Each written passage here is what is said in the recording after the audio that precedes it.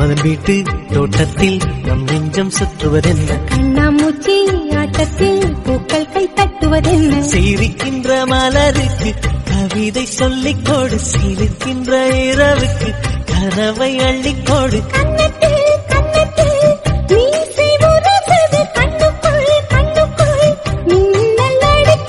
காதலை கட்டி வைக்க கட்டுத்தறி இல்லை.